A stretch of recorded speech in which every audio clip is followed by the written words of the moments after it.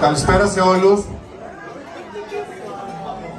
Θέλω να πω ένα τεράστιο ευχαριστώ, γιατί αυτό το οποίο συμβαίνει σήμερα στο Ναυτίλο, 3 μήνες μετά την ίδρυση του Μουσείου Ιστορίας της ΑΕΚ στο Ηράκλειο, με τόσο πολύ κόσμο που βρίσκεται εδώ πέρα, είναι συγκλονιστικό και σας ευχαριστώ πάρα πολύ όλους που βρίσκεστε εδώ.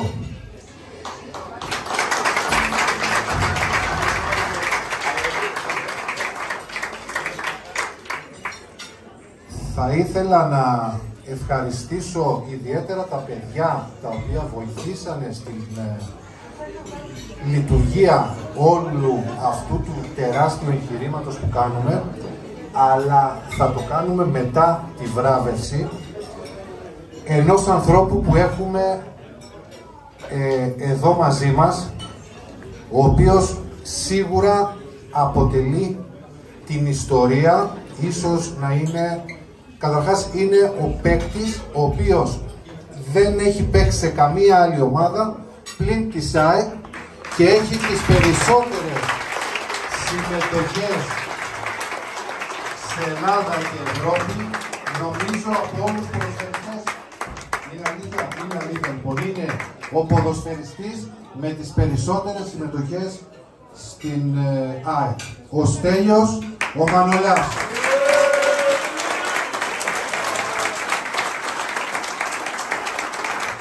Στέλιο, έρχεσαι παρακαλώ απάνω. Και επειδή εγώ είμαι πολύ μικρός, όχι μικρός δεν είμαι πολύ μικρός για να τιμήσω το Στέλιο.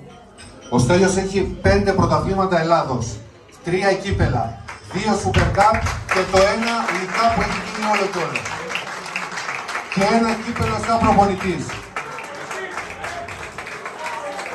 Σε ένα από αυτά τα κύπελα μαζί του πανηγυρίζανε με τον κύριο Μιχάλη Τζιράκη, ο οποίος είναι και εδώ μαζί μας, και θα ήθελα να παρακαλέσω να μας πει 2 λόγια για το Στέλιο, γιατί είναι ο πλέον κατάλληλος, και να του δώσει την πλακέτα.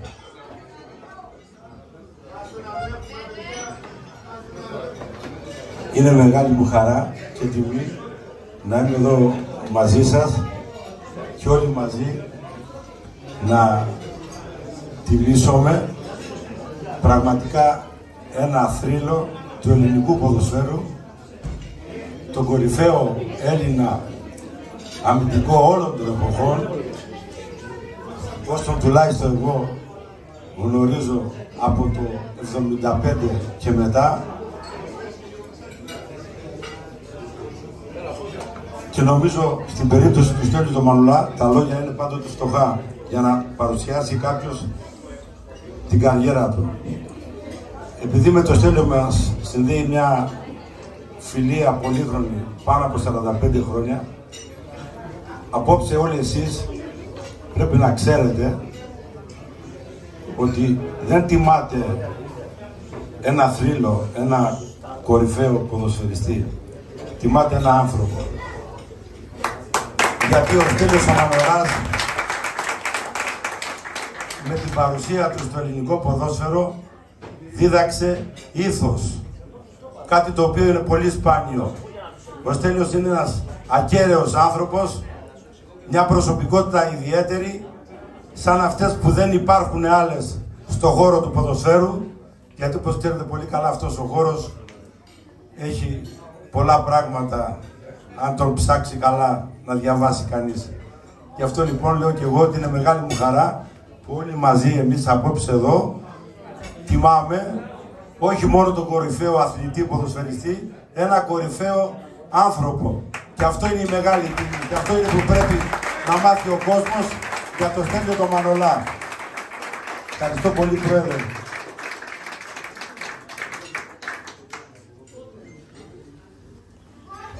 Αγαπημένε μου φίλε Στέλιο, θέλω να διαβάσω τι γράφει η πλακέτα. Είναι συγκινητική και λέει για μας τους φίλους της ΑΕΚ, ο Στέλιος Μανολάς δεν ήταν απλά ένας παίκτης, ήταν ένας θρύλος, ένα κομμάτι της ιστορίας μας, και επειδή η ιστορία γράφεται από τους μεγάλους, θέλουμε σαν Μουσείο Ιστορία της ΑΕΚ στο Ηράκλειο να τιμήσουμε τον παντοτινό αρχηγό μας. τέλος αξίζουν. Ευχαριστώ πολύ, Πρόεδρε.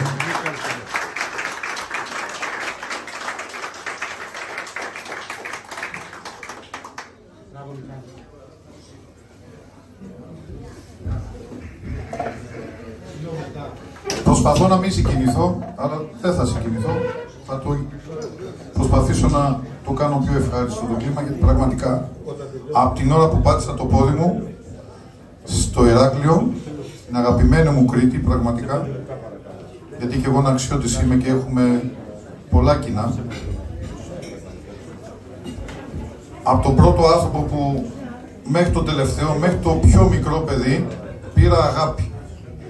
Είδα οι γονείς να έχουν μεταλαμπαδεύσει τις αξίες και την αγάπη για ένα σωματείο στα μικρά παιδιά, που εγώ θα μπορούσα να ήμουν παππούς των παιδιών αυτών, και θα ήθελα να σας δώσω συγχαρητήρια, γιατί πραγματικά είμαστε υποχρεωμένοι να διατηρήσουμε και να συντηρήσουμε τις ιστορικές μνήμες ενός προσφυγικού και της προσφυγιάς γενικότερης, γιατί η ΑΕΚ είναι ένα προσφυγικό σωματείο και η Αλικαρνασσός εδώ σαν πόλη προσφυγική είναι.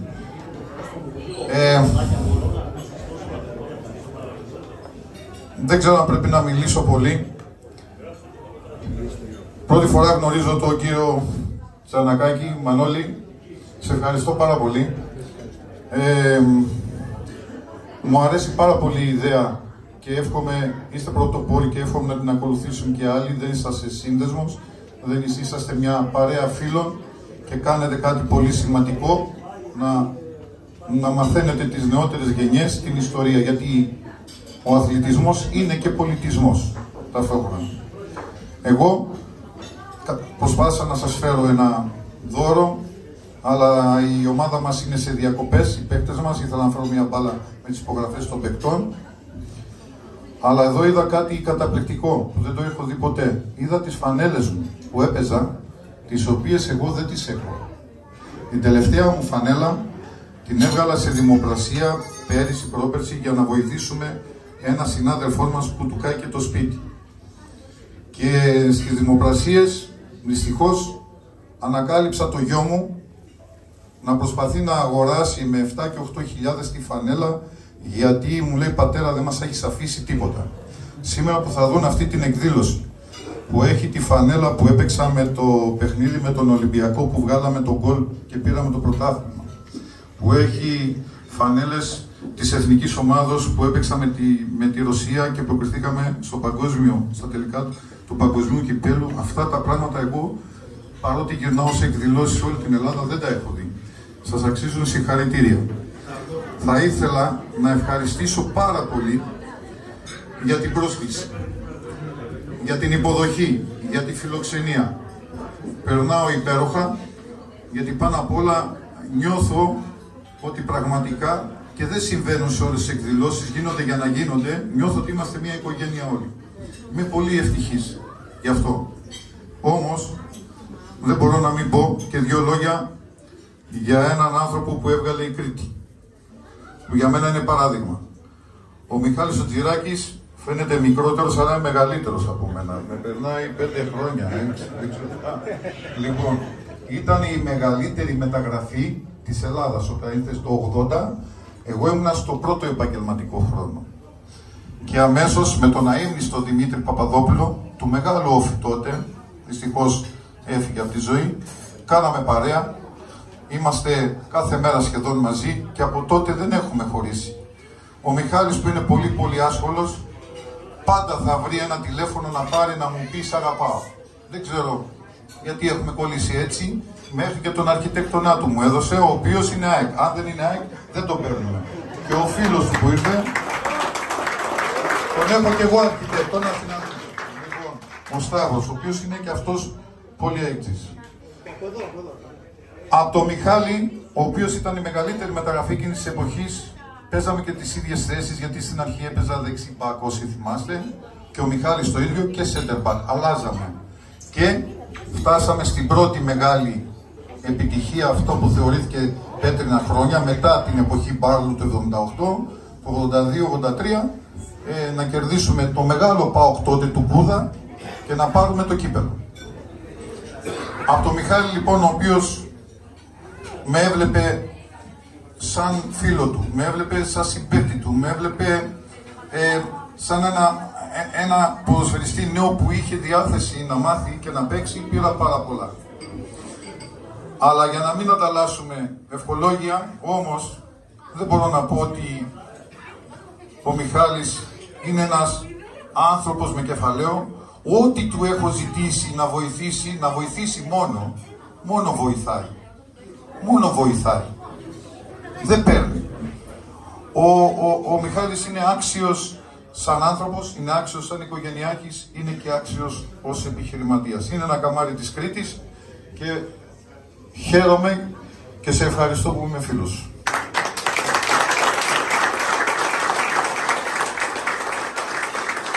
Να πω και δύο πράγματα για την ομάδα μας, γιατί είμαστε στεναχωρημένοι. Θα θέλατε να ακούσετε, πιστεύω. Είμαστε στεναχωρημένοι λίγο τελευταία.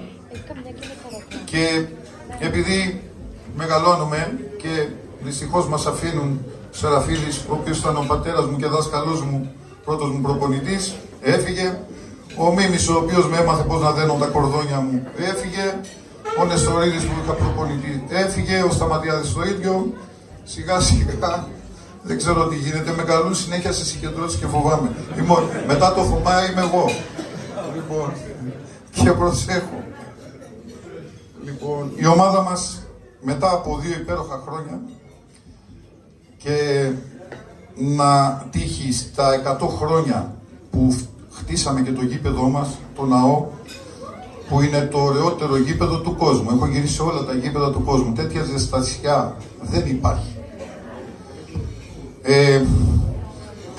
Κάθε μέρα είμαι στη Φιλαδέλφια και κάτι με τραβάει. Πρώτα, πριν χτιστεί, δεν πέρναγα από εκεί. Τώρα είμαι κάθε μέρα, περπατάω γύρω, νιώθω ότι εδώ είναι. Δεν φοβόμαστε τίποτα. Πάλι με χρόνια, με καιρούς, πάλι δικά μας θα είναι. Όχι χρόνια, σύντομα. Είμαστε, όταν ήρθαν οι πρόσφυγες εδώ το 22, τους έφτιαξαν σκηνές στη Λεωφόρο Αλεξάνδρας. Οι πρόσφυγες τότε δεν είχαν τη φιλοξενία που έχουν οι μετανάστες σήμερα, που πραγματικά τους αγκαλιάζουμε κι αυτούς. Τους έδιωχναν τους πρόσφυγες, τους έβαλαν φωτιά. Οι ίδιοι οι Έλληνες βάλαμε φωτιά στις σκηνές και φύγαν και τους φέρανε στη Φιλαδέλφια. Αυτοί οι πρόσφυγες λοιπόν κατάφεραν να φέρουν όλα αυτά τα ήθη και έθιμα εδώ, να δημιουργήσουν το σωματείο που είχαν εκεί, το Περακλούμπ, τον Ερμή και όλα αυτά, και να φτιάξουν την ΑΕΚ. Λοιπόν, αυτή η ΑΕΚ στα 100 χρόνια, στην αρχή παίζαμε στις στήλες του Ολυμπίου Διός τα παιχνίδια. Μετά μας φιλοξενούσε ο Παναθηναϊκός. Μετά από 100 χρόνια, εμείς έχουμε ένα παλάτι, το μοναδικό στην Ελλάδα, γιατί το Ολυμπιακό δεν είναι δικό του ΠΑΟΚ είναι 50-60 χρονών, του Άρη, του Παναθηναϊκού στην ουσία δεν υπάρχει γήπεδο και ο Παναθηναϊκός δεν έχει γήπεδο. Γι' αυτό μη στεναχωριέστε, με αυτή τη βάση νομίζω ότι η ΑΕΚ είναι διανύει τις καλύτερες της μέρες. Εύχομαι, τέλος, επειδή μπαίνουμε στα play-off και υπάρχει μεγάλος χρόνος προετοιμασίας και η προετοιμασία πρέπει να πετύχει, πιστεύω, στην ομάδα μας, γιατί και οι 4 ομάδες είναι πάρα πολύ καλές. Καμία είναι σε μια καλύτερη κατάσταση ο Ολυμπιακός. Δεν θεωρώ όμως ότι υστερούμε από παίκτες σαν ομάδα. Πιστεύω ότι αν διαβάσουμε τους αντιπάλους μας πάρα πολύ καλά, προετοιμαστούμε ψυχολογικά πολύ καλά και σε φυσική κατάσταση και ο κ. Αλμέιδα είναι σε καλές μέρες και κουτσάρει όπως μας έχει δείξει, γιατί είναι ο προπονητής των ντέρμπι. Μπορεί να έτυχαν αυτές οι ατυχίες, αλλά είναι ο προπονητής στην ιστορία της ΑΕΚ που έχει κερδίσει τα περισσότερα ντέρμπι. Και τώρα έχουμε μόνο ντέρμπι. Εύχομαι να βρούμε τη δύναμη, να έχουμε και την τύχη και γιατί να μην πάρουμε το πρωτάθλημα. Εγώ το πιστεύω. Λοιπόν, σας ευχαριστώ και πάρα πολύ για όλα. Καλή επιτυχία, θα βοηθήσω όλους.